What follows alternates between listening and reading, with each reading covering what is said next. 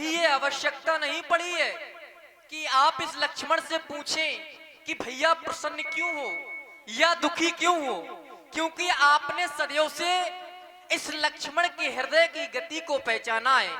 राम अनुज मन के गति जानी। यद्यपि आज आप पूछ ही रहे हैं तो अवश्य बता रहा हूं। पूछते हैं करुणा सागर तो मन की बात बताता हूं। आज जिस समय राज उद्घोषक के द्वारा घोषणा की गई और उस घोषणा को मैंने सुना तो मेरे हृदय में अपार प्रसन्नता हुई।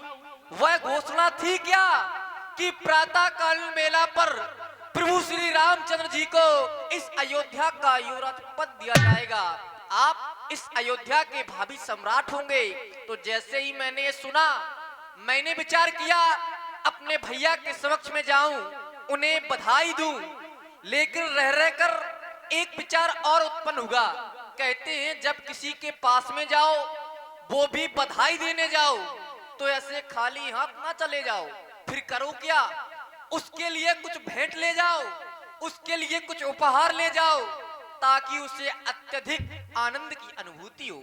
मैंने सोचा आपको क्या प्रिय होगा, तो एक बार आपके ही द्वारा अवगत कराया गया था।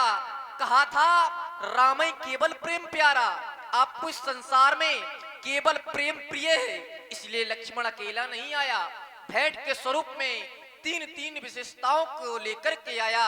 संकेत भी मिला, तई अवसर आए लखन मगन प्रेम और आनंद। भैया जो मैंने सुनी, क्या यही सत्य की कहानी है? बनेंगे राजा राम और श्री जानकी जी महारानी है। इस बात की पुष्टि आप स्वयं करें। अच्छा, इस बात को सुनकर इतने प्रसन्न हो? अत्यधिक। केवल सुना है कि तुम्हारा भैया युवराज बनने जा रहा है। हाँ हाँ भैया। और जब हम युवराज बन जाएंगे तब स्थिति क्या होगी? इसकी तो कोई सीमा ही नहीं होगी, कल्पना ही नहीं कर सकते।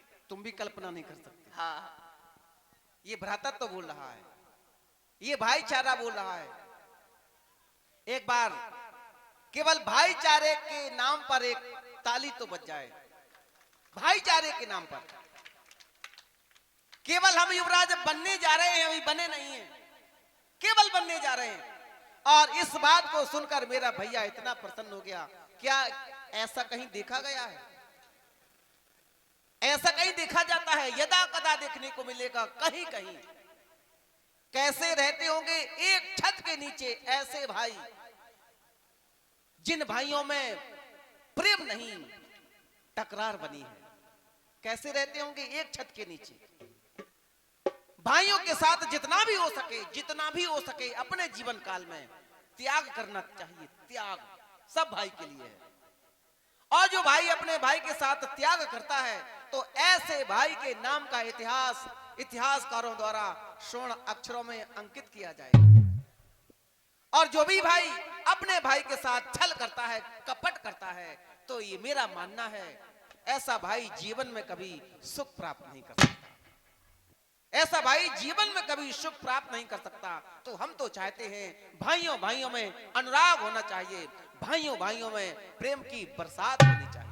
बंधु लक्ष्मण, एक छोटी सी बात, केवल छोटी सी भेंट है। चाहता हूं जो युवराज पद हमें मिलने जा रहा है, मेरे भैया लक्ष्मण को मिल जाए। भैया ये कैसा हास परिहास है। यद्यपि आज बड़ा आश्चर्य हो रहा है, आप ऐसी बातें कह रहे हैं। आप तो धर्म के सभी अंगों को जानते हैं। ये कहीं से उचित नहीं है, ये तो अनुचित है, ये तो आपका बड़प्पन है, आपका हम छोटे भाइयों के प्रति ये प्रेम है। अरे सौभाग्य से मिलते हैं ऐसे भाई जिन भाइयों में आपस में प्रेम हुआ करता है। भैया यद्यपि हमारे कुल की ये रीत भी नहीं है, ये दिनकर कुल रीत सुहाई ज्येष्ठ स्वामी सेवक लघु भाई।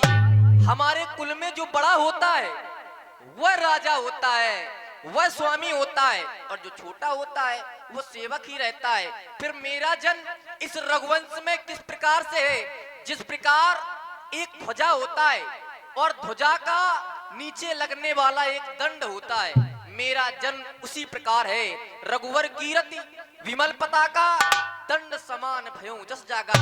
भला विचार कीजिए, जो दंड ध्वजा के अंतर्गत आता है कभी ध्वजा से ऊपर हो सकता है? कभी नहीं भैया, इसलिए राजा आप बने और मुझसे ये सेवा का अवसर ना छीने। चलो तुमने हमारी चिंता को दूर कर दिया, लेकिन आज की रात्रि हम दोनों भाई साथ में विश्राम करेंगे। जैसा आपका आदेश।